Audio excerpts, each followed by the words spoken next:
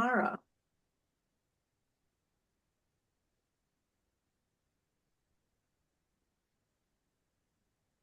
But you don't have to go quiet.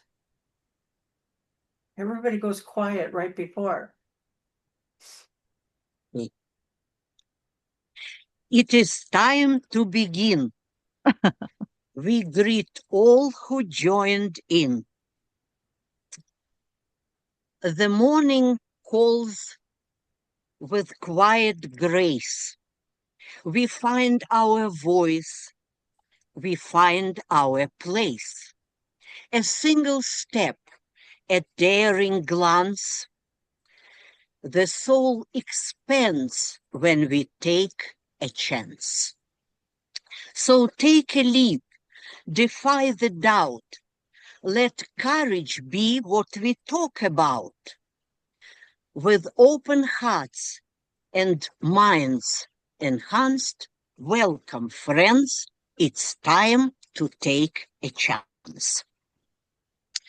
Put your phone on vibration and let's start communication.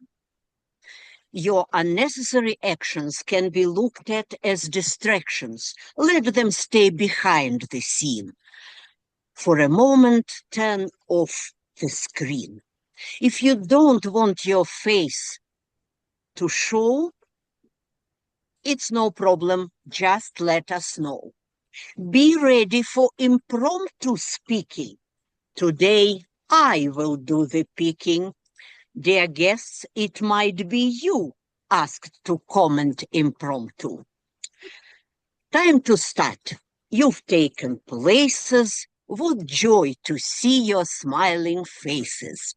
With honor and pride, I now make way for one whose words will lead today. Our Deputy President, wise and true, Sandra, the spotlight now turns on you. Thank you, Tamara. By the way, for our guests, Tamara is a gem. She writes the opening for each meeting to match along in poetry. So it's quite impressive. We're trying to talk her into doing a book on them. We do have some guests here today, and I would like to welcome them and find out where you're from in the world and how long have you been in Toastmasters? And Anna, why don't you start first? Happy to. Thank you. I'm from Cleveland, Ohio. I belong to two clubs. One is an advanced club, and we focus also on evaluation. When I saw this post on District 10's Facebook, I got really excited and shared with my club members and officers. I've been with Toastmasters for 20 plus years and enjoy every moment of it, learning every day. Then that's the main reason that I'm here today. And thank you for having me. Thank you, Anna. And for our guests, we're going to have a breakout room at the end of the meeting if you would like to stick around and ask some questions. We'd love to answer them for you. And Mark, would you tell us a little bit about yourself? Hi, everybody. I'm also from Cleveland and also from Anna's club, the Advanced Club. And I'm also in a home club myself as well. Always looking to learn from other people. We thank you for having us here today and looking forward to this meeting. Thank you, Mark. Thank you for joining us today. And Lynn, are you there? Good morning, everybody. My name is Lynn Scanlon, and I am a secretary of Westside Advance Club, where Mark is the president. Thank you for allowing us to attend the meeting today. I am already impressed the first moment I get into Zoom. So cheer to the club Toastmaster evaluation. Thank you. Thank you.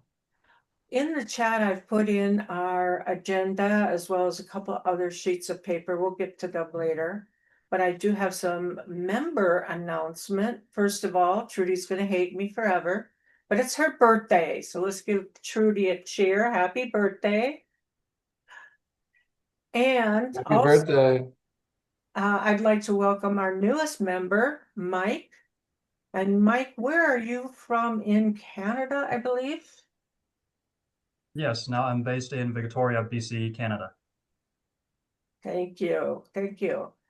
And today we have a recent member to our club as the Toastmaster of the day. But before we get to that, if you do find that you need any of the agendas, backgrounds, our evaluation criteria, which is a handout you'll enjoy taking our guests back to your home club and just kind of, I love a good evaluation. I love a good evaluation. I love a harsh evaluation. I want to get better. You're my tools to get better as a speaker. So at this time, I would like to just go over a quick educational moment that our VP of Education provided to us, and I also put it in the chat. And it's about taking a chance on you. Our theme today is take a chance. And let me tell you, Lynn has taken a chance with her photography and travels all over the world. But a lot of times we hesitate to take a chance. And today we're going to encourage you to try one thing new, just one. If you do more, that's great. I'm not putting a limit on that. But there's a couple reasons that we have a hard time choosing to take a chance. One is that it's uncomfortable. It really can be uncomfortable to take a chance. For example, to say, I'd like to go on the news or my local news station and promote my book. It's going to be a little uncomfortable, but that's why you come to the club to practice. And we can help you polish everything up so that you're a superstar. And we discover when you're trying something new, you are going to discover a lot of opportunities. Some of them may be new in technology, for example. Zoom was a radical change for so many of us on how we interact with the computer. But when we do take a chance, you know what happens? We inspire others. So it goes full circle. So there's a handout in the chat. It's just a couple of paragraphs, and that was provided to you by our VP of Education, Dr. Gwen. Okay, Lynn. At this time, I'm going to be quiet, and I'm going to turn the show over to you. Please welcome Lynn Gilbert, our Toastmaster of the day. And you need to come off of mute. Thank you very much. And I am going to fit in today with what you are asking for, which is taking a chance. Now, this taking a chance is being the person who is the Toastmaster. And the second thing that I'm taking a chance with is 3 minutes before the meeting started, everything changed. So I'm taking a chance on that too. And I hope that you will allow me. I'll do the best that I can. So I'm going to introduce the functionaries of the day. And there are a number of them. There's the Zoom Master, the General Evaluator, the Timer, the Grammarian, and an counter. And each one has a specific role. So I'm going to introduce the first one is the Zoom Master. And Sandra, would you like to describe what your role is? I'm going to spotlight you.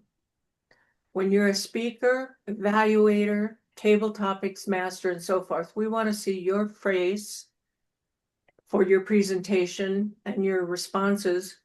But I'm also going to leave it a lot on gallery view because I like watching people's faces for their reactions and agreement. They're happy, they like what they're hearing, and that's a good skill to learn. So I will use the zooming only, spotlighting only for when the major speakers are. Thank you. Okay, now the second one is the General Evaluator, who is John White. Always does a terrific job with great process of thinking and evaluating and experience. tell us what you do. Thank you. I will help oversee and organize the second part of the meeting. We'll have the prepared speeches, and then we'll have the prepared evaluate or the evaluators who are prepared to respond to those prepared speeches. And then we'll have table topics and then our special and beloved snap evaluations of the table topics itself. So there's a lot of evaluations going on befitting a club named Masters of Evaluation. Back to you, Madam Toastmaster. Thank you very much. Now I'd like to introduce the timer who just said that she is, I believe it's Kathy. So you're going to tell us what your role is and how you are going to figure out the time. How do you calculate it? Okay, so as the timer today, I am going to try to keep our meeting on time, but I first got to try and keep me on time. Now let me chuckle. I have no doubt that you will do it. It's Thank not you. an easy job because when you get fascinated with the speakers, you tend to not get involved with watching the clock. So we hope you watch the clock. The next person is the grammarian and the word of the day, who is being, the leader is Victoria James. Where is she? Hi, Oh, everyone. there you are. Hello. Okay. Madam Toastmaster, fellow Toastmasters, and guests, as your grammarian today, on the theme of taking a chance, I am going to take note of your linguistic wins, loses, and draws. Wins, I'm going to define as outstanding words, quotes, thoughts, sayings, things that really jump off the screen at me. Loses are going to be any improper use of language, like using the wrong definition of a word or some other problem with grammar or something like that.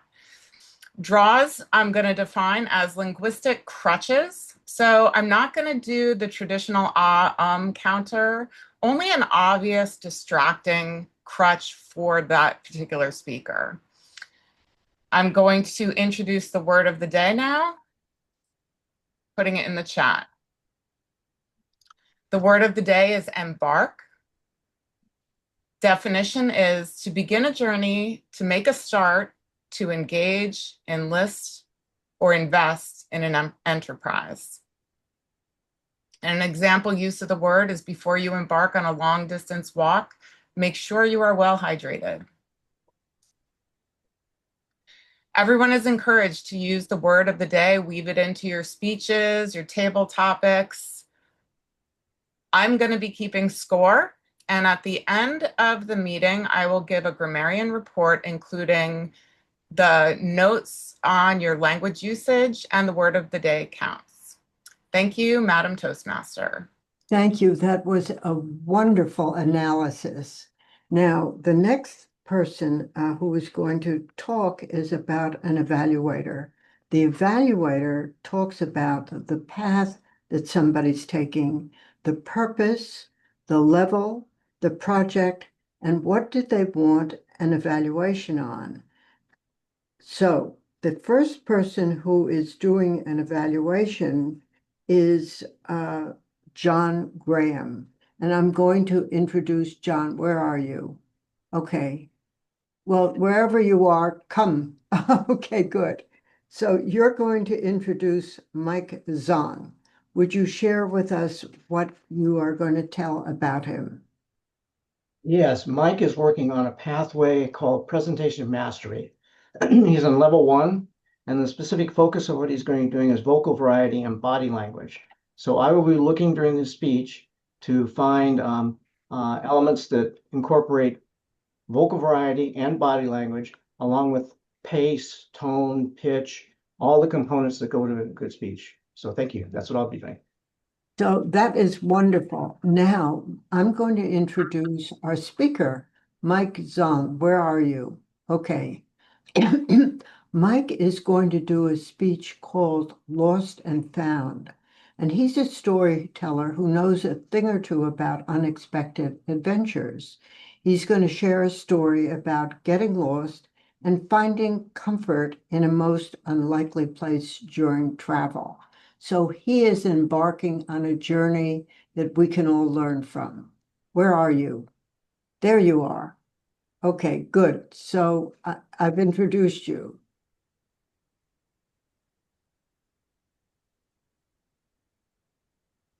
Are you ready? Yes. Good. It's December. It's 8 in the evening. Dark, cold. I'm dragging my heavy suitcase across the streets that I've never walked on. My cell phone is almost lost its power. So have I. I'm in a country I've never been to. I'm in a city I didn't even heard of that morning. And I didn't have a place to stay. That sounds fun, eh? That's me on my first night in France. It's December 2016. Earlier that year, I graduated from university and I decided to embark on a journey to travel back with backpacks across Europe on my own for 3 months.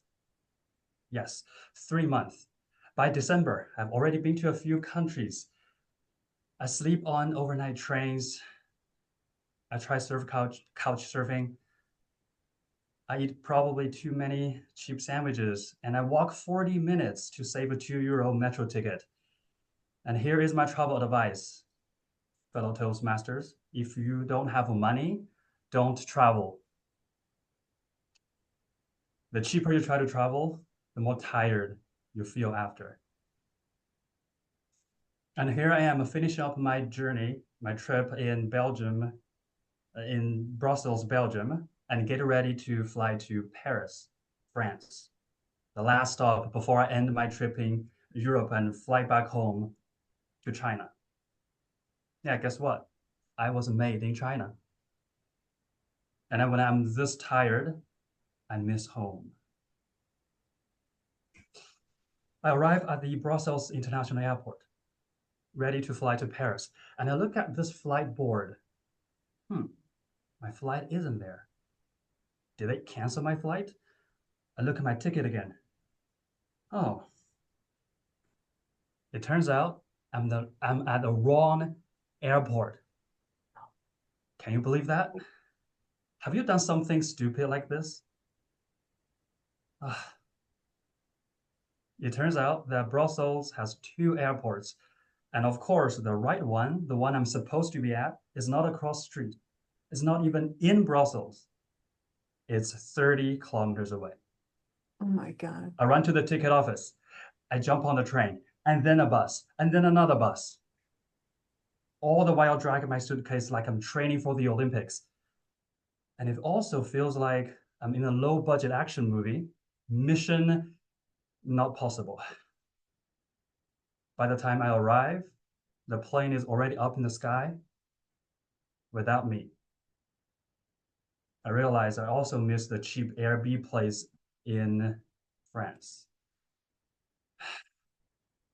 Okay, great. At least I get to practice some French by yelling in English at strangers. Now, the only option left is to take a bus to northern France, called Lille. My grand arrival in France is not in Paris, the city of light. It's not in Lyon with the world famous food, but it's in Lille. I don't know about you, but I've never heard of that city even. By the time I arrive, it's 8 in the evening. Cold air cuts through me. Dark street, empty street. Every step feels heavier and heavier. I'm totally defeated, and I desperately need a room to stay. I talked to the bus station staff, and I realized that hotels are too expensive. Hostels are too expensive. I think about cheaper Airbnb place, but I need to charge my phone first. I need Wi-Fi. Since when did electricity and Wi-Fi become such a luxury? My phone is almost dying. So am I'm wandering across the streets, around the streets, aimlessly, dragging my suitcase. The wheels clatter on the cobblestones like they are laughing at me. I'm lost in this new city. Now I'm seriously considering if I should just hug my suitcase and spend the night in the bus station. And suddenly something is glowing in the background, in the distance. There's a yellow sign there, shining around the corner of the streets. Wow. Guess what? It's a Chinese restaurant. There's a saying that there's a Chinese restaurant at every corner of the street in the world, hey? And don't get me wrong. Typically, when I travel, I try local foods, well, including the cheap sandwiches in the corner store, but not tonight. Tonight, I crave Chinese food. Tonight, I crave warmth. And tonight, I crave home. From the dark, cold street, I stepped in. Light, warmth, the smell of fried rice, the sweet sound of Mandarin Chinese. My heart starts to melt. The owner greets me, 你好, and I almost start crying. At that moment, it doesn't matter where I am in the city that I've never heard of, but in that restaurant with electricity, food, and Wi-Fi from my phone, and people speaking my language, I feel at home. 1 hour later, I have my Airbnb booked. Finally, I have a place to stay. By the time I arrive, I'm full, I'm warm, and ready to move on. Looking back, missing my flight was probably the stupidest thing I've ever done in my life, but I will never forget the Chinese restaurant in Lille. I remember how cold, hungry, and completely defeated I was. And a moment later, in that warm glow, I found home and I could breathe again. This is the lesson I've learned. Travel is not always just about pictures, places, or social media posts. Sometimes the best souvenirs are not the things we bring home, but they are the moments that make you feel at home. Back to you, Toastmaster.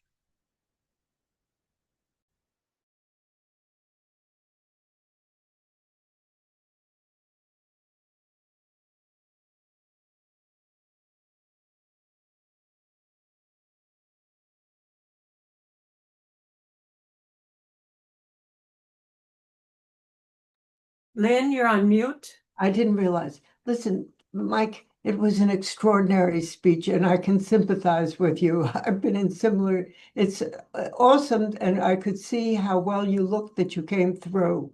So we're going to share with you what we think and what you feel was good about his talk, and then if you have any suggestions that you can make. And we have a minute for that.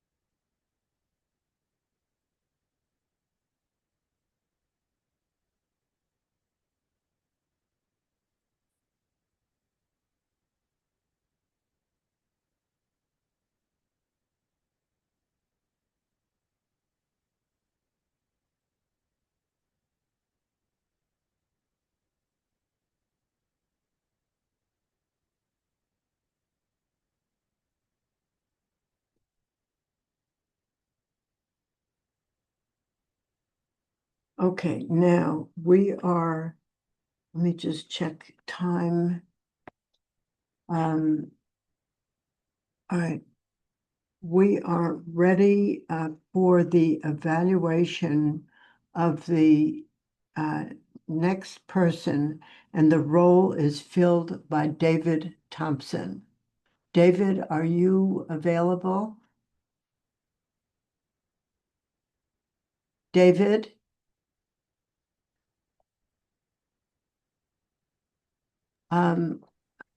David? Yes, I'm here and ready. Okay.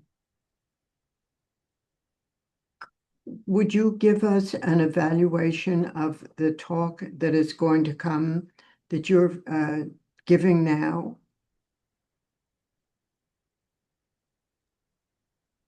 David will be evaluating Trudy. David, what are the evaluation points you're going to look for? I know that she is speaking about dynamic leadership is the leadership track that she's on. I'm not quite sure what her particular objectives are. Could you remind me if you have them with you? Yeah, maybe as general evaluator, I'll jump in. The project objectives, the purpose of this project is for the member to practice being aware of their thoughts and feelings, as well as the impact of their responses on others. Right. Lovely. Thanks, John. It's a team effort. With that, we give it back to the Toastmaster for the introduction, please. Okay. So the so Mintrude Charles Young is going to be as the speaker on garbage to treasure. And I'm introducing her to now. She's talking about dynamic leadership and focusing on the positive effects on an audience. Mintrude, where are you? I'm right here and I'll help you, Elizabeth. My name is Mintrude, like minute, Mintrude, Mintrude. Not difficult. It's a very unusual name. I only heard one person more with my name. Okay, not difficult. Now, my talk today is going to be to you about my island. And I will begin by saying that I grew up on an island and it's called Aruba in the Caribbean. Caribbean has many, many different islands, but I'm way down south, close to Venezuela, close to the coast. And it's very tiny, and it's an island that many people now know about because it has become a tourist place. And it's called the Miami or the Florida of the Caribbean. That's where I grew up many years, and I left there also many years ago. So now I'm a senior, by the way. It's my birthday today, going into my senior years. It's the place, it's really beloved by me for many, many reasons, because our life there has been spent a lot with my parents and my brothers and sisters living just outside the city. So it's a treasure place in my heart. And now to learn that Aruba has become a dumping place where you throw your garbage and your, name what, refrigerators and all kind of garbage that you can find. It has become a dumping place for people who no longer have the right place to dispose of their garbage around their house. So with other words, people who has household, big construction, garbage goes all over the place on the land. Now, just to imagine the land before Aruba developed into a tourist place, it was a place with, you almost would say, like in North America, the woods. You're out in the woods, and if you want to throw your garbage out in the woods, you probably would do that. But on a small island, it's almost impossible to do. But as the island grew, it became a tourist place, okay? Amidst the garbage is also known a tourist island, as I said. And being a tourist island, they have the most beautiful hotels. And in their terrain, it's really made just for tourists. People from the island would go there if they can afford to go there because it's very expensive. And we love the land, so we don't have the desire to go per se, except for our beaches and our sea, and take our children there after school and after work. We go and enjoy the place. So for tourists, they know that the island is beautiful because they see it beautiful within the terrain where they are. It's clean, no dirt, no dumping stuff all over the place. But when they get out of their environment, they will see garbage. And sometimes they're oblivious to that because they're not really seeing the garbage. They're enjoying themselves, having fun, looking around. The sky is blue. And when you have a sunny island, you don't see much. But we on the island, we do see the garbage. We know they're there, and they are an obstruction to us. It has now become for me a filthy place with open dump everywhere.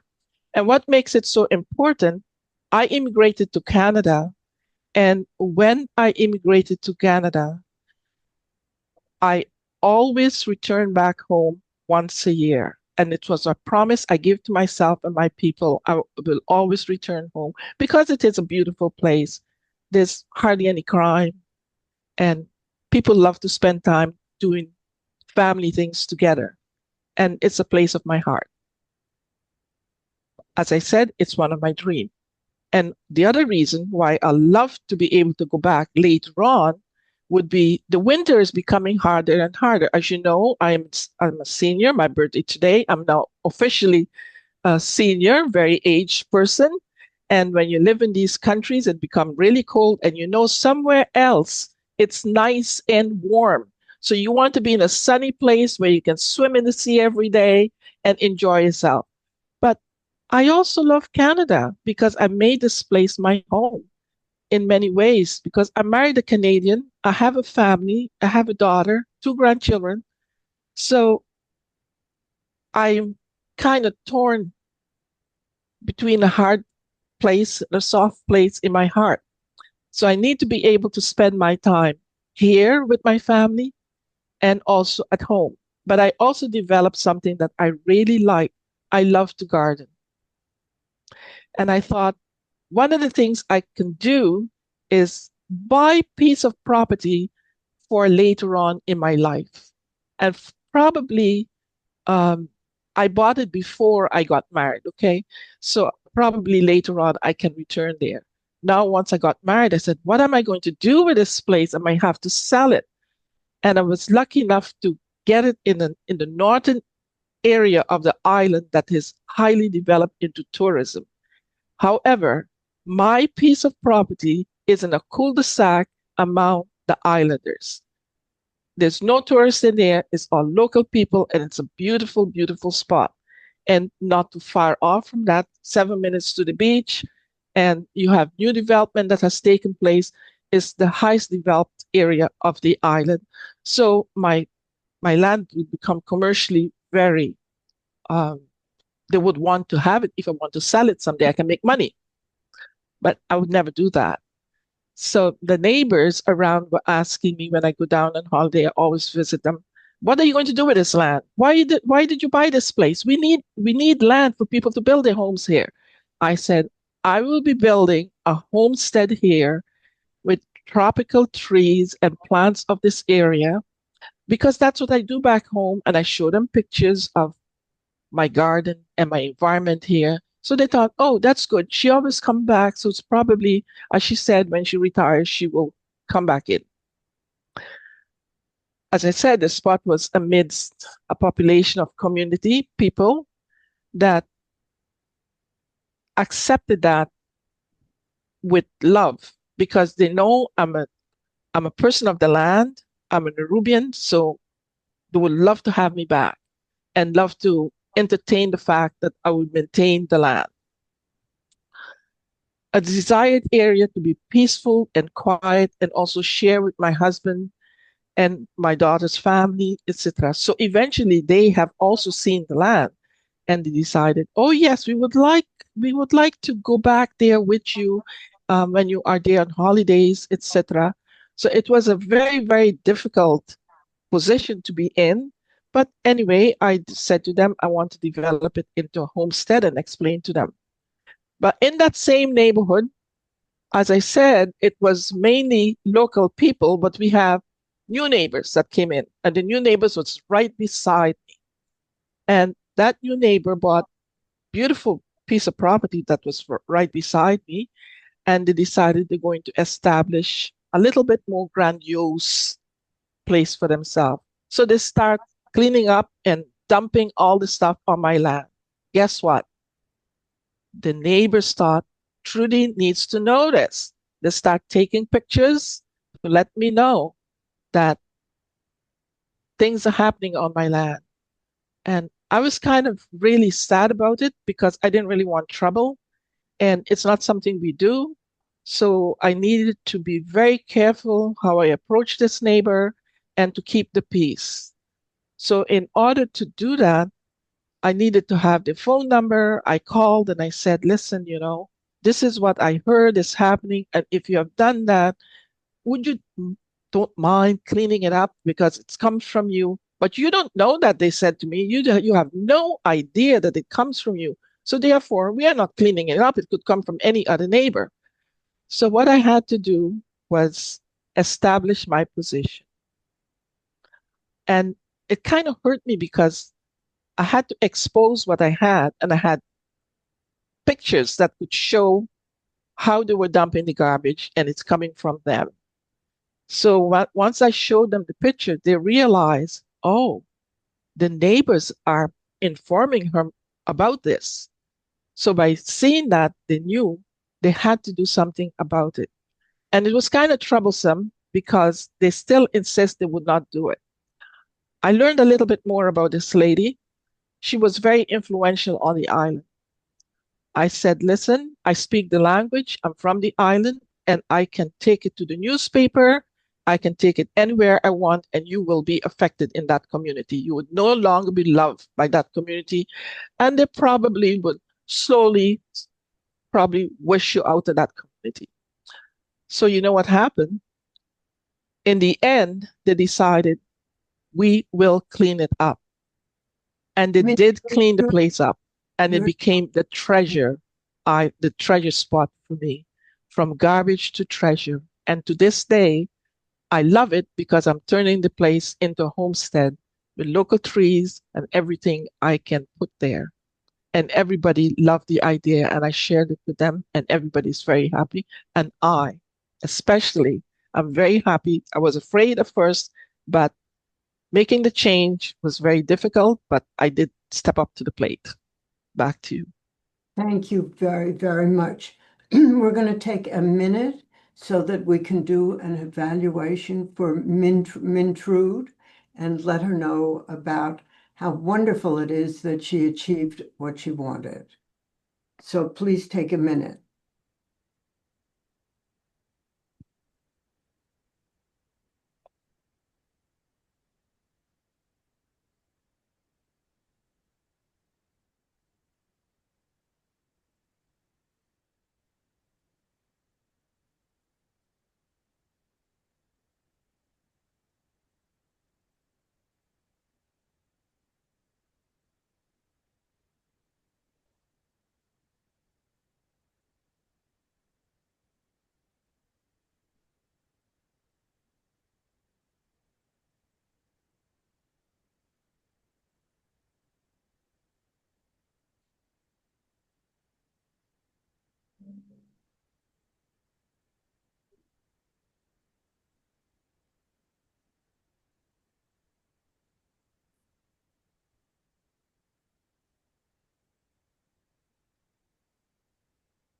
Okay, we're running a little bit behind time, so I'm going to have you stop and go on now. We're going to have the evaluator for the third speaker, and that's filled by a new member, Christian Vandeveer. Where are you? Oh, Christian, hi. Hi. So would you evaluate, you're going to evaluate Michael Schaefer. Right. Yes, thank you.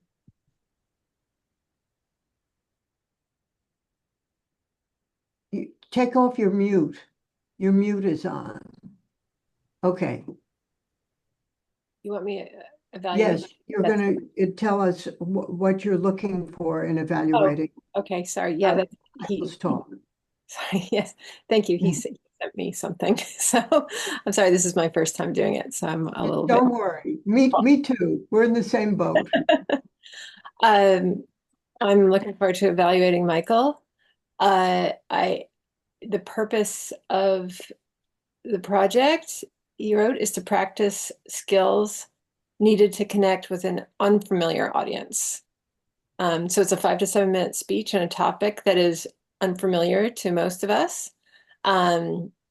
Since he's been part of this club for a while now, from what I understand, he is familiar with this Toastmasters club, but he's selecting a topic that is new and unfamiliar to us, so he can practice adapting as he presents.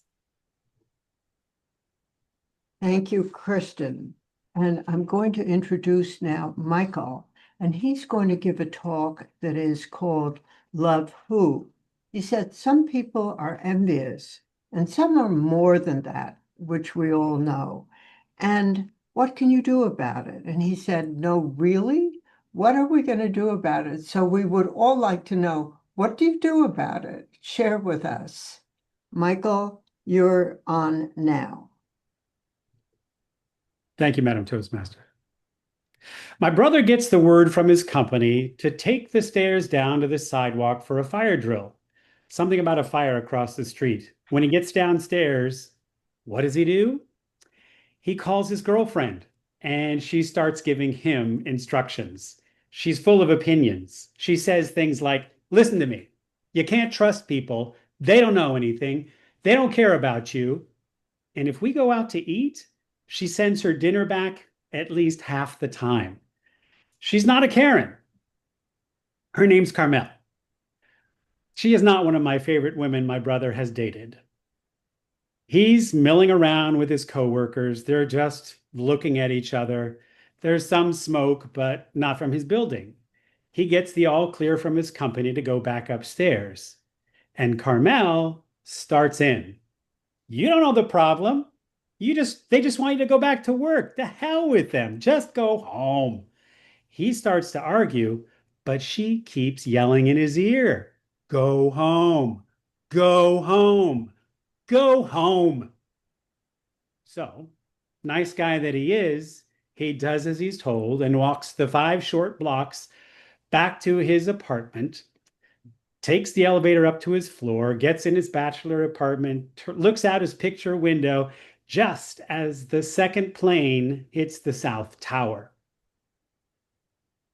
It's 24 years ago last week, but I still get angry when someone says something like, oh, I'll never forget that day. I was at the Southridge Mall in Milwaukee, and we didn't know if we were next. First of all, bin Laden wasn't after your cheese curds. Second of all, New York City is the center of the universe, not your mall. And third, I was 5 miles away up in Harlem, and by then, John wasn't answering his phone. So I might as well have been in Wisconsin too. Eventually, a voicemail gets through. I call some of my family to let them know he's okay, and I tell them to call the rest. And then I stop using the phone. The lines are flooded. People want to know if everyone is okay, to tell them that they love them, to ask somebody for help. The next day, I go to Lincoln Center to donate blood. Hundreds and hundreds of people are there. And John's there. I see him in the crowd, just 25 feet away from me, exactly as if we'd planned it. I am beyond grateful to see him. We hug. He tells me Carmel had called him again.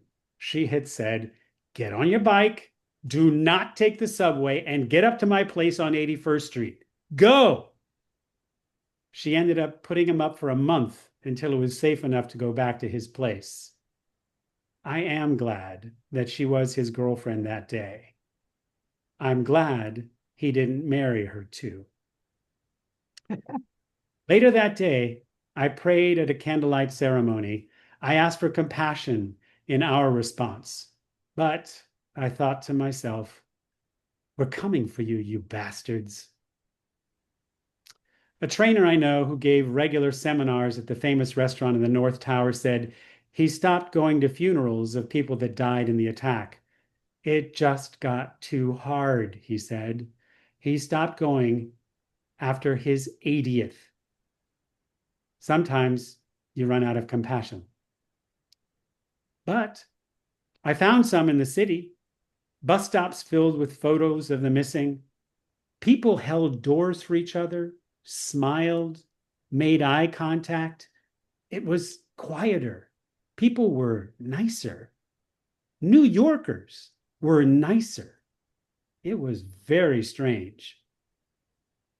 About a month later, I was on an uptown bus that took too long to creep all the way into a bus stop. A little old lady was tapping on the door as it inched forward. And by the time the driver opened the door, the lady let him have it. "Why didn't you open the door?" He said. I wasn't in the stop yet. He stayed quiet while she kept yelling. Then a woman in the front row told her to shut up, and they started yelling at each other. Harsh words were flying, classic words. Finally, one of them dropped the N-bomb on the other, and the whole bus got real tight, like this might spread, like it does. Dead quiet. And then, from the back of the bus, a single shout. "Well, looks like we're back to normal." Big laugh. Tension release. A driver had to shut up and take it from the lady. I felt bad for him. And the old lady, wow. It's 2025, a brand new normal. I am still trying to find compassion for the suffering. And for my enemies, or should I say, fellow man, wherever they are. That's the hard one. Madam Toastmaster. Thank you for a very moving and startling speech. It just knocked my socks off. Would everybody please take a minute to give Michael an evaluation?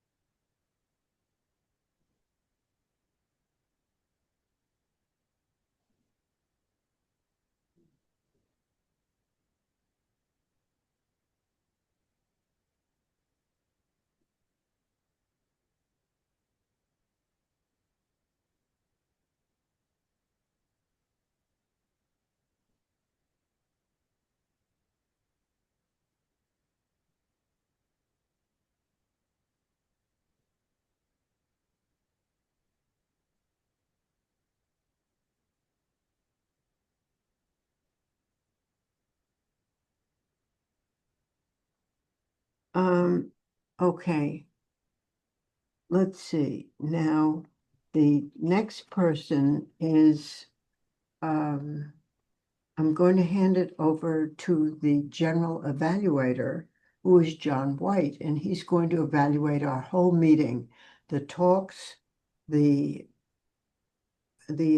talks, the grammar, everything that we need to know. Thank you for handing me the baton. Before I embark on that evaluation, let me experience the evaluations in the table topic so that I might formulate an Oh, opinion. No, it's fine. We're moving on. There's okay. obstacles. I have it over here on We're the running sheet. the race. We're running the race. So Our first evaluator, one of my favorites, He's a distinguished Toastmaster as of last year. Always good to see him. Mr. Graham will be evaluating. Mr. Graham?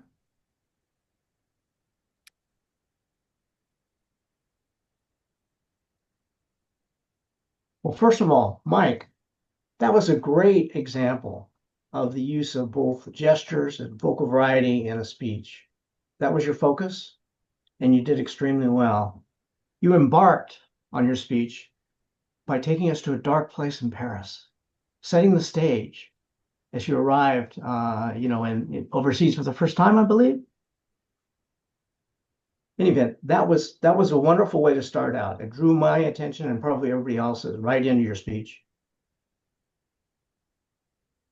Your gestures are very good. You move from side to side, you open and close, you reach up. You could do a little more of that. Like say when you reach up, bring your eyes up too. You did that some. Your eye contact was very good. You didn't really vary from your speech must have been memorized. I didn't see you looking at your notes. Did you have it memorized? Yeah, I thought so. Okay. So that was really well done too. I really like the way that you use the power of threes. At least 3 times you use the power of threes in your speech. You talk about like the warmth, light, and Chinese food. And then you talk about the electric and the Wi-Fi and also Chinese food. So those were good things. And you did one other power of 3 twos. And that's a very powerful thing to do in a speech. And to construct it so that it happens so naturally was a really wonderful thing.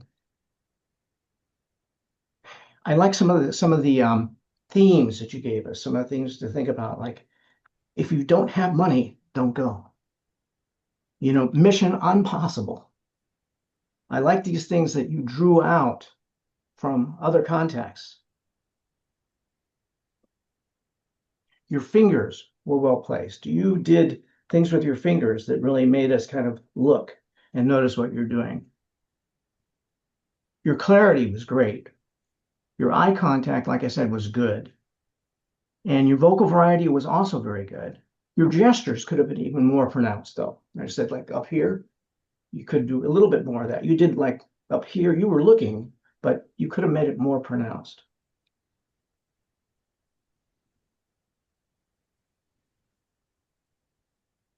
You could have used just a little bit more pronouncement in your vocal variety. You could have expressed things just a little bit more. And your volume could have varied. Your movements were very powerful. It talks about you're having to pay attention to unintentional versus intentional movement. I really like the fact that the movements that you made were very intentional. You had thought this all through. You had rehearsed it. You had worked with it. You had memorized it. And all those things are components of a very well done speech. And your comfort level is really exceptional. I don't know how many times you've done speaking, but you're very comfortable speaking. And I guess I'll stop there. Thank you. Oh, Thank you very much, John. Wonderful. We are now moving on to evaluation number 2. Mr. Thompson takes on She Prefers Trudy Young, hailing from Aruba and Canada. Mr. Thompson from the UK. Sorry, I got that right, Mr. Thompson?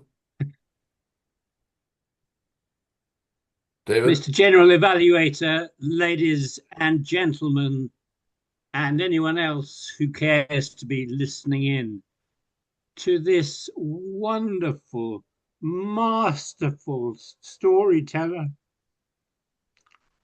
My eyes are still watering at the effect you had on me. I don't know if you had the same effect on all the audience, but you certainly moved me.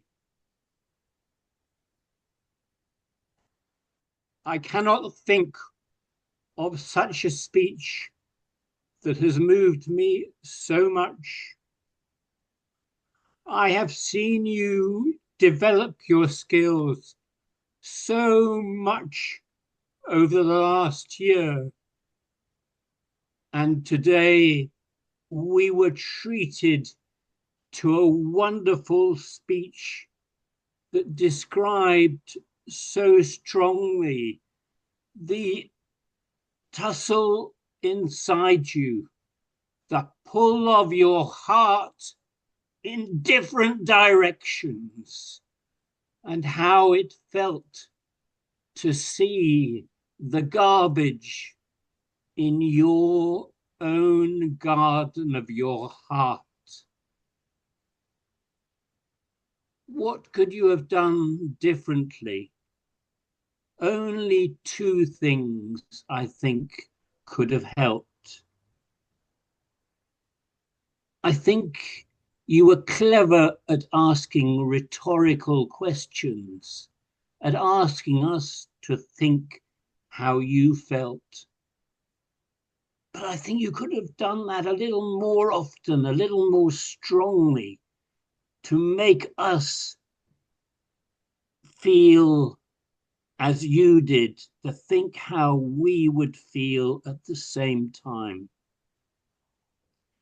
And secondly, a tiny little thing, but could you have described the garbage in more detail? It was horrible stuff. Have you ever smelt garbage and the smell of it in your own back garden? Those would be my only recommendations. But Trudy, you are heading in such a strong direction as a speaker. No longer may any of us think of you as a starter. You are already well on the path to moving many of us and making us feel what you felt. So please keep on speaking and listening as well, so that we can feel what you felt. Thank you very much indeed. What an evaluation. You're always half evaluation, half dramatic reading. I just love it. I thought you were going to just break out into Shakespeare. I heard and felt that evaluation. We now move on to the third evaluation, Kristen Vandeveer. And the question is, will she show compassion for this grizzled New Yorker who's having difficulty finding compassion for others, the fellow humans? Kristen, take it over, please. Oh, thank you so much, John. And thank you, Michael. When you started, I immediately felt very lucky that I got to be your evaluator for this speech. I was like, oh, this is such a good one. You embarked on a journey and took us all with you. This speech to me felt like a journey in that it had twists and turns and lots of unexpected, surprising moments that certainly kept it from being anything but boring. It was an edge of your seat type of speech. Just as far as your performance, the basics, incredibly clear language. You really connect with the audience, your pacing, your enunciation, everything comes across without any effort on the part of the audience. You have gestures, but they're not overly done or seem manufactured. You clearly are a very experienced speaker because it doesn't feel rehearsed, but clearly you rehearsed. So you had all kinds of emotional range. You took us from shock to sadness, to those of us who remember what happened, to humor when you said, I'm glad she was his girlfriend and I'm glad he didn't marry her. Moments like that to give us a little bit of comic relief within this very dramatic speech. I could go on for the entire time talking about all the amazing anecdotes you gave and the descriptive language that brought me back to that time when I remember what it was like to be, it wasn't just in New York, but everywhere there was this oasis of time where people were kinder to one another. As far as what I saw that could use improvements, you know, no, not much. I think what made the speech strong also is what made it where the improvement could lie, which is it was such a twisty, turny speech. I had a little trouble tracking where we were going. We began, I thought originally it was a speech about a Karen. And then we were in 9/11, and then we were introduced to John, and that he was in the tower, and I thought we'd lost him, but then I was like, wait, no, he's alive. And and then at the very end, you brought it back to now. And the whole time, like, wait, what is the theme? It has something to do with compassion. So I think it's very, very close, but my experience of it was I was trying to track, where are we going? What is this about? It was just a lot, like almost like if this could have made a longer speech. And I think the ending, like wrapping it into now, needed more than just a couple lines. Especially because you were so twisty. It's not like you kept telling us what your theme was over and over again. It was almost like a puzzle, which I liked, but I found myself a little lost. So that being the main thing, but other than that, you did it in good time, and your performance was impeccable. Wonderful. Thank you for that, Kristen. And thank you for juggling your schedule so that you would be available to evaluate. Absolutely.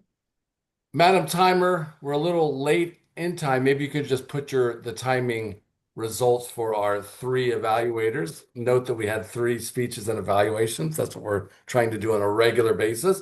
So we now are transitioning to our table topics. So my pleasure to introduce Tamara Evans. Tamara? Wonderful. Let's embark on our journey of impromptu comments and snap evaluations. All the quotes and questions will be about taking a chance. So please be attentive, listen carefully. Anybody can be picked. The first one is Tamara, 1 second. I want to make our guests aware that you may be called on right after the answer is given by someone to do a snap evaluation on how that table topic answer could be improved. So we get instant feedback for our speakers. Thank you, Tamara. And I was going to invite some seasoned speakers to show an example how it should be done. And then the guests will also be given a chance. So the quote, "Your life doesn't get better by chance. It gets better by change." And let's ask John White to comment on that, please. It doesn't change by chance, it changes by choice. Is that right? No. Your life doesn't get better by chance. It gets better by change. That's why my life's not getting better. Oh, I have resisted change all my life. And I've been looking in my rearview mirror the last number of years. I'm 65. I think since 50, I've been looking back there. And I've been getting much, Anna. I've been spending too much time back there. So I am working on my point of view, my mentality, my perspective to have a little bit of stoicism, which is to say this blank is real. I can't cuss. You're not imagining it. It actually is more difficult. But stiffen up. Be strong for the battle. It's worthwhile, but don't lose your humor, your compassion. And it's harder, Timra. I'm just saying it is. So change, I don't like that word. I'll try new things and I won't be so hard on myself when I don't do well at new things. I like doing things I'm good at. So that will be my change. I wish we had a better timer because clearly it's been a minute, Kathy Choice. I can't believe that. And I will try to take on new things and be kinder to myself. And there you go. If you just wait, the light will show and everything will be good. Thank you for that question. Thank you very much, John. And now we will ask Sandra to give a snap evaluation just to show the guests what is expected and how it should be done, please. I think John resonated with all of us in that we all wanted to change that last word to change or by choice, not by, I mean, but you really threw us a curveball and John had to think about it for a moment. But once he got his wheels spinning in his head, I think what he said is what we would all say to that question. And perhaps that was a hard one. I'm sorry, I'm faltering on it because the question was so hard. But we do have a choice and we can take chances. And John has undertaken one recently himself with marriage, just like our new member, Mike, just got married. And there's a lot of things in your future. And the nice thing is that all of us are adult enough to know the choices that are good for us. So I think John was heading in that direction on that difficult question. Thank you, Tamara.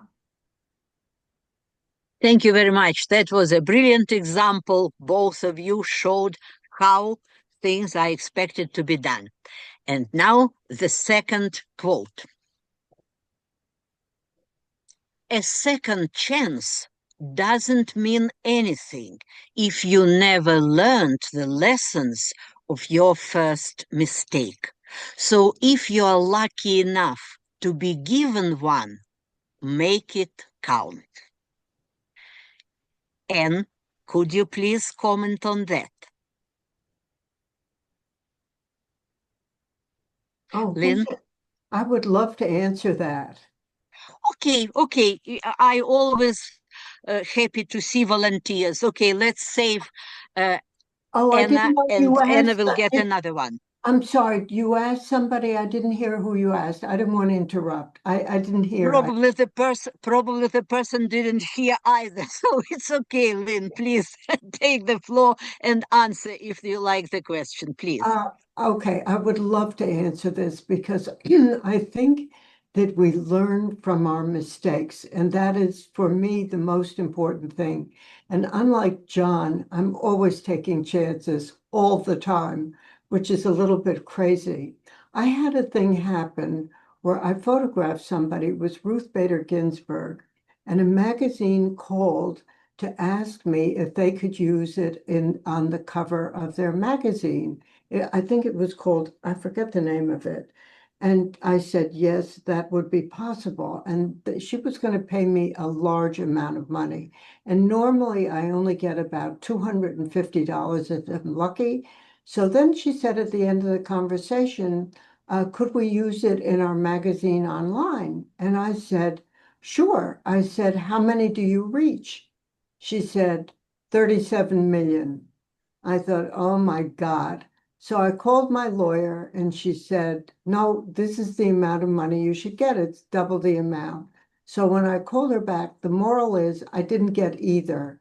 So the next thing is that I learned is don't be greedy. Don't try and get everything. You're getting publicity.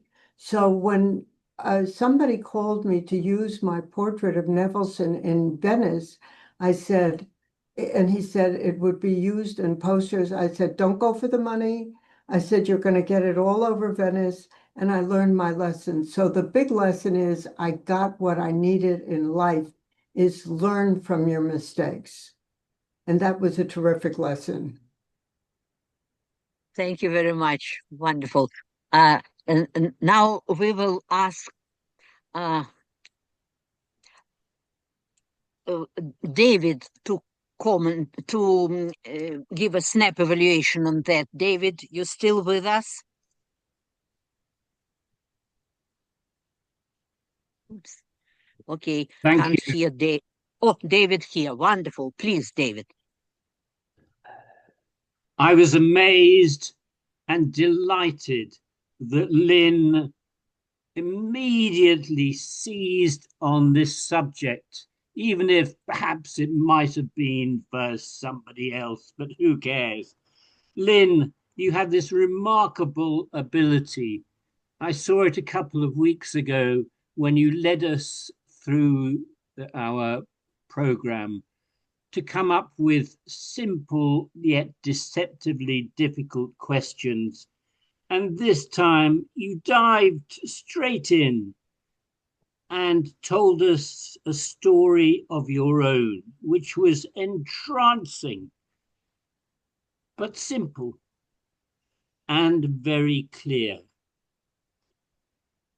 I don't know how you do it. I cannot analyze it for myself, but it was entrancing because it sounded so fluent, so true, that it must have happened that way. And by the way, it demonstrated that you are a valuable and effective painter in your own right. So all of us should seize the chance to meet you and buy everything we can from you for twice the price that you're expecting and spread it all over the world. So I enjoyed it very much, Lynn, and David, I hope thank we you, will thank speak you. again. Thank you. Thank you, David. Wonderful comment, wonderful evaluation. Now, the next one. If you are not willing to learn, no one can help you.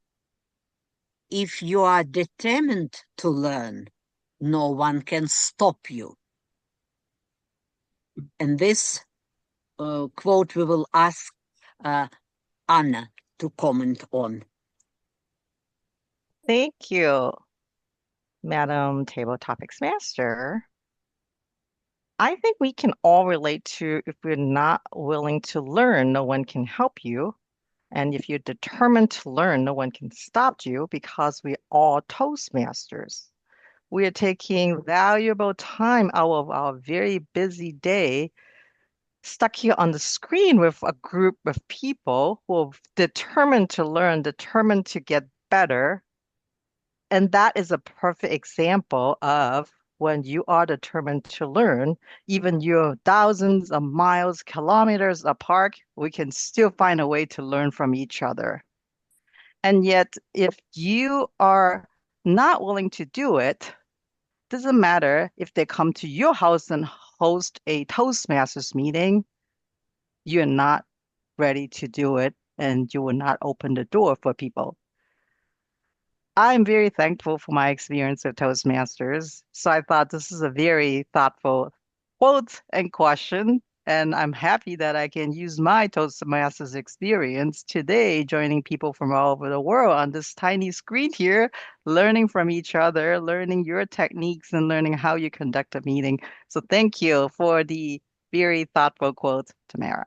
Back to you. Wonderful. Thank you. Now we will ask Venice to give a snap evaluation. Venice, you there with us? Thank you, everyone. Welcome, Anna. It's wonderful to see you for the first time. Anna, I really love the way that you repeat the question.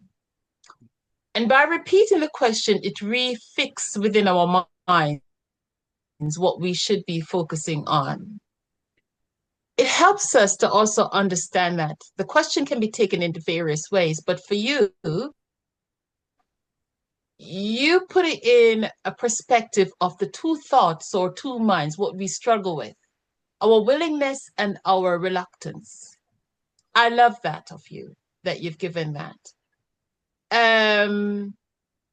You then moved on to how Toastmasters helped you. And I thought it's rather interesting that you use How Toastmaster help you. Many of our table topics we always bring in How Toastmasters help you. But I would have loved to hear a story about how you, within your how you transition or your experience in the working world, how this very question has actually helped you in a time when you were reluctant, in a time when you were willing. But overall, it was a fantastic speech, 2.5 minutes. You've given me a lot of thoughts to think on. Just try and bring in a story of your own experience out there in the working world that will give a little bit of insight as to what we can do better when we are willing or unwilling. So thank you, Anna. Thank you very much. Wonderful. Maybe one more question, the last one, so that our guest, Mark, can also have a chance.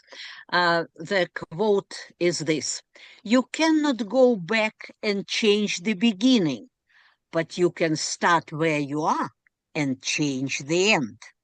Mark, could you please comment on that? Fellow Toastmasters and guests, if you stop and think about it, our lives, you can't go back and change the beginnings. Can't go back to when you were born, can't go back to yesterday.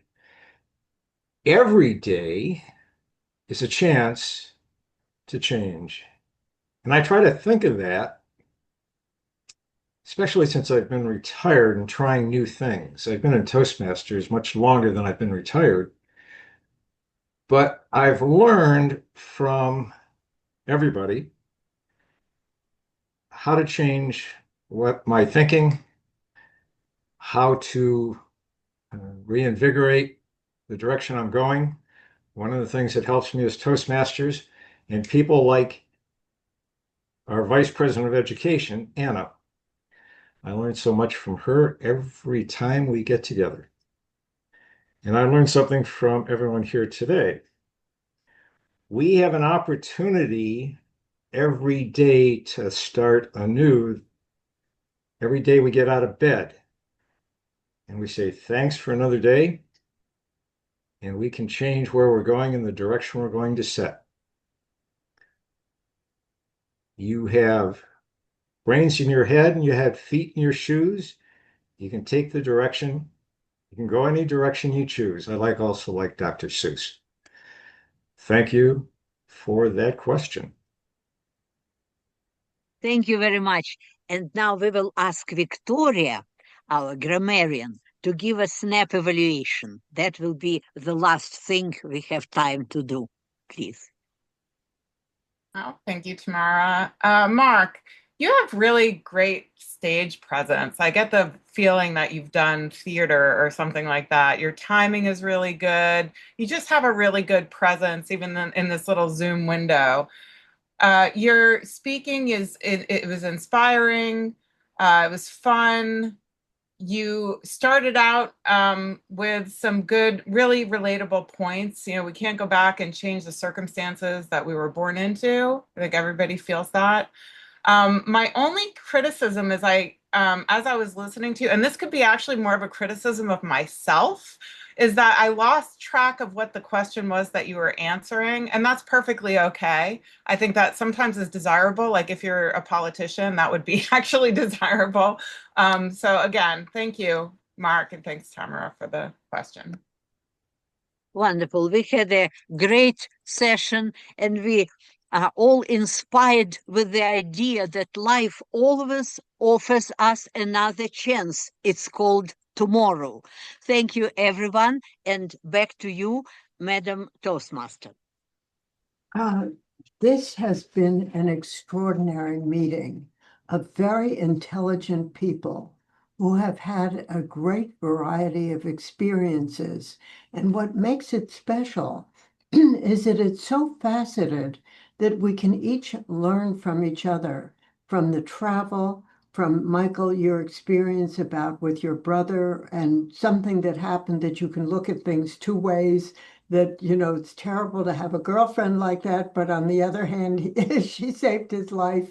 And each of you speak so well.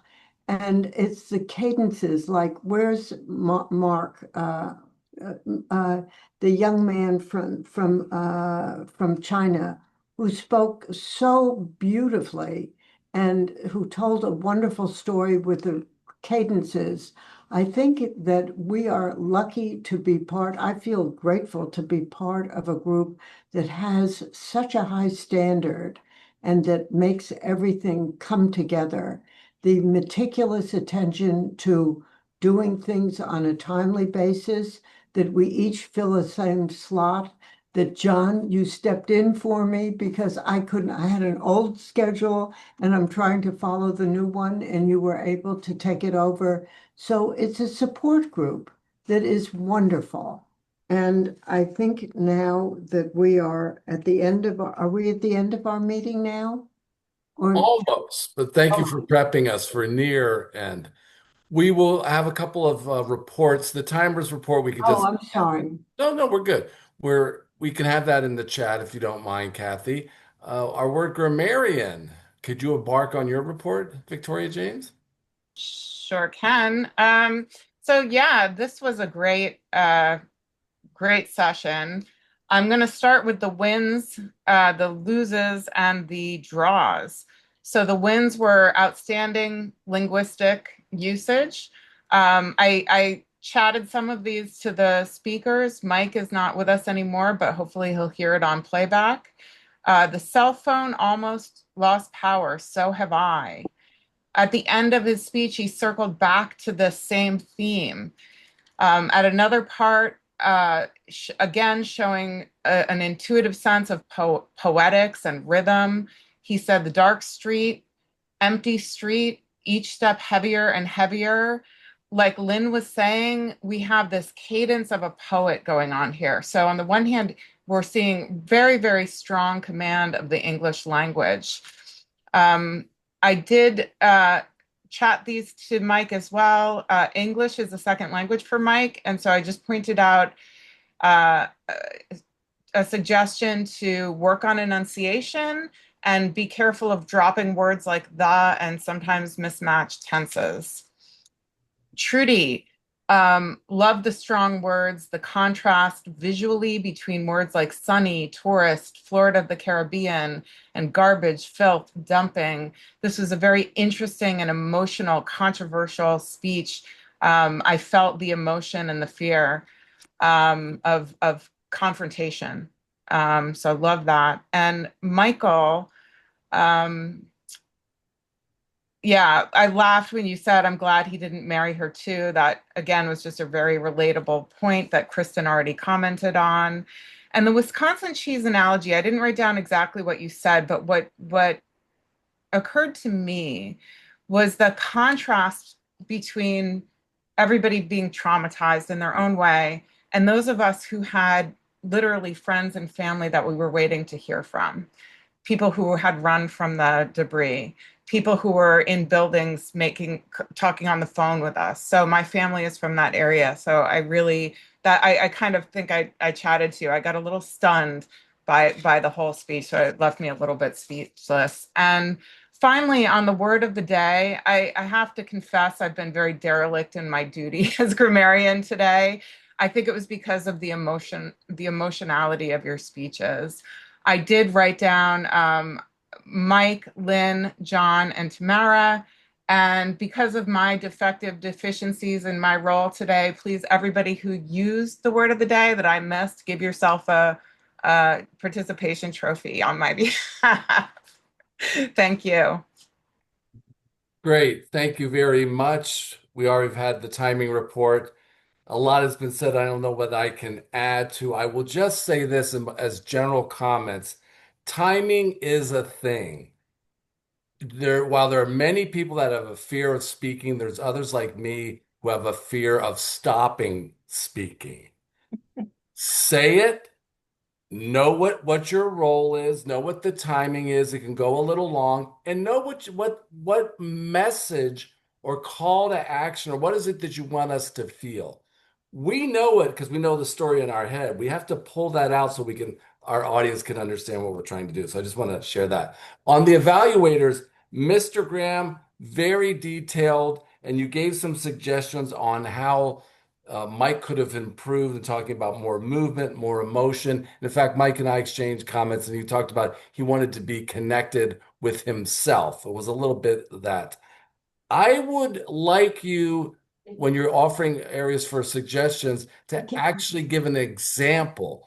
Like when David said, garbage, do you know the smell of garbage? I mean, it was just, you could just, I never want to see a piece of garbage again. So maybe actually give a suggestion on how it might have been better. So that's the only thing I have there. As far as David, I mean, you have substance and performance, and you have language and delivery. I mean, it's a embarrassment of riches, and you ought to give some of them to the rest of us. Eyes watering over this. It pulled on my heart. My gosh, and that was just a preamble to the substance of it. David, you were so moved. I heard it in your voice. At that point, my friend, you got to tell us why it moved you.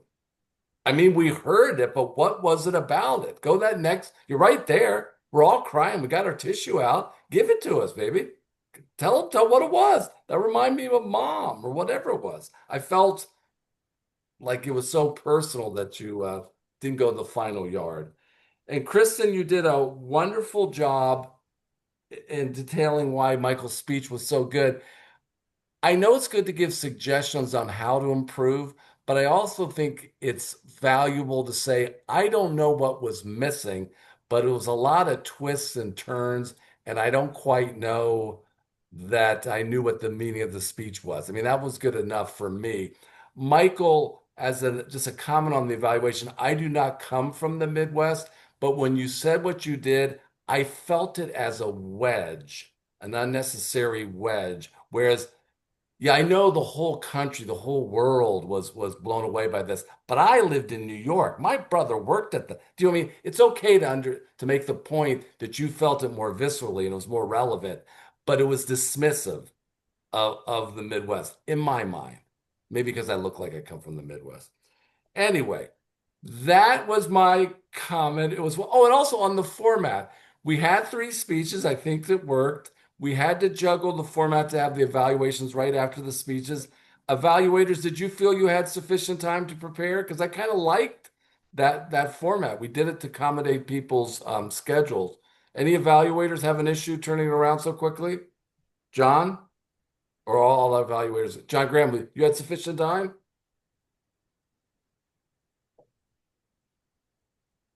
Yeah, I had sufficient time, and your suggestions are well taken.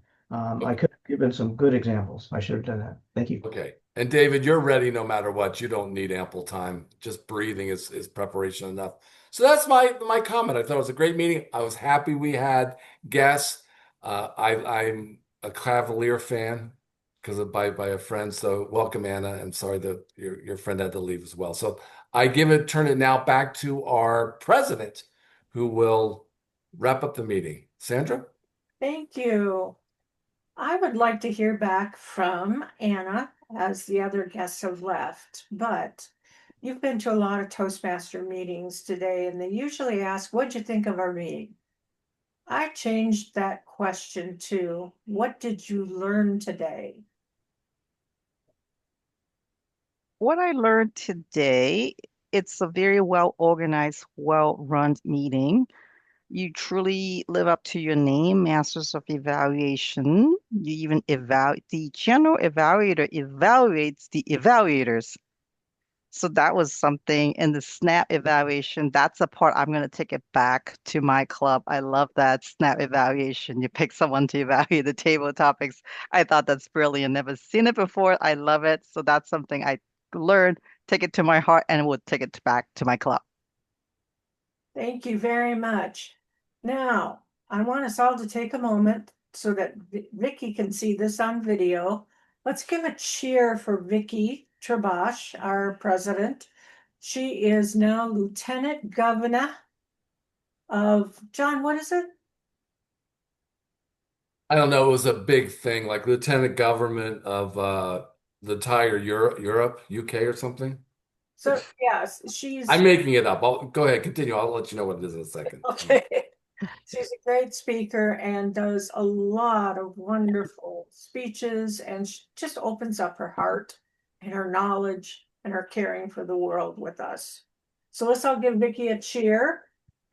Woohoo! And see that on the video. And let's surprise Vicki by filling our agenda out for next week. And I'm just going to do the major roles. Who would like to give a speech let's see, today's the 19th. It'll be the first Friday of October. What date is it? What the first Friday? That's a good question. I should know that. It is October 4th, 3rd. 3rd. October 3rd. Who would like to I would like to make a speech. Wonderful, Tamara. Who would like to evaluate? Tamara. Michael, good. I was going to say, if someone doesn't pick, she's going to pick you. So who else would like to give a speech next meeting? Can I jump in there again? Who is that, Trudy? Yeah. Okay, excellent. Who would like to evaluate Trudy? If you don't volunteer, she's going to pick her evaluator. Okay, Trudy, who do you want evaluating your speech? Oh, I don't know. Well, Michael Schaefer is good at tearing people apart. Come on, Michael. but Michael's already chosen for Tamara. Oh, he is. John, would you like to do it? John, I would love to. John White. And for our third speaker, Tamara, did you want to give a speech? No? Victoria, would you like to give a speech? Okay. Can I be your evaluator? You know, I was going to do that anyway. Who would like to do table topics and snap evaluations? Kathy, you've got your hand up. And your mic off. Would you like to do table topics? I can do table topics. All right. Who's that? Who would like to be the general evaluator? John Graham? Okay, I can do that. I should have just put your names in and you would have found out on your own. All right, who would like to be the Toastmaster of the day?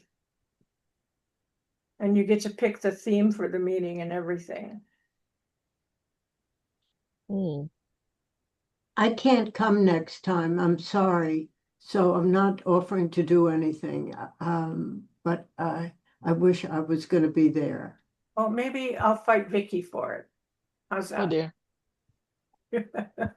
All right. I haven't been that for a while, and Vicki will be back.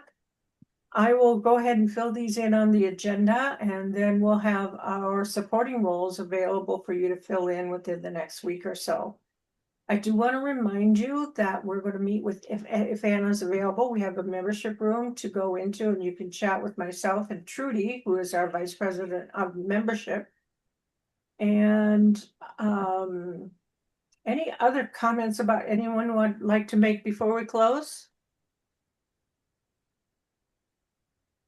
I would love. Sandra, did you fill the not seeing grammarian role? Okay, thank you, David. Yeah. Sorry about that. David. Lynn, you were saying? I would love to make a comment because this was the first time that I was doing the overview. I found it very complicated because when you look at the schedule, there's a schedule with a line evaluator and who's the evaluator and all the other information under it. I have a suggestion that I think would help things run very efficiently for everybody.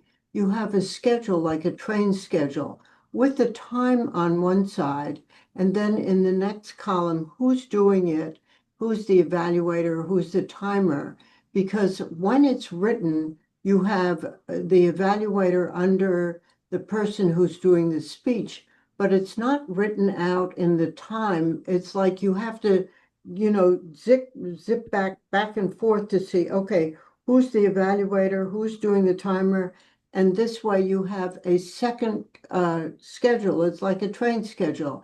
At this time, this person's doing it that time, and then it makes it easy. Like when you sent me today to type it up, it threw me for a loop. I said, I can't read. It is difficult. Let me work with Vicky on redesigning it. It comes from a template that we start with, but we'll try some different ideas because I agree. It could be simpler to read. Right. Yeah. So there's also, when you do it, let's say you have the time schedule, and then behind it, you have the sheets, like who's the evaluator, what the program, what the issues are, so that you can refer back to each one what you have to do. So it's not all on the same page. I'll put my geek and designer hat on, and then if I can, I'll contact you and Okay. kind of look at it and see if it's improved. Okay. Okay. And my apologies to everybody for getting it scrambled. I'm sitting there looking like this and this. It is, it could be complex, let's put it that way. But John, thank you for stepping in. Oh, no problem. It's a team effort. Yes. Well, we've got a lot of people who have to leave, and please feel free to do that. We did go 5 minutes over time, but we're getting better. We like to stay on schedule. For those of you who'd like to stay around and chat for a bit, Trudy and Anna and I are going to go into the membership room.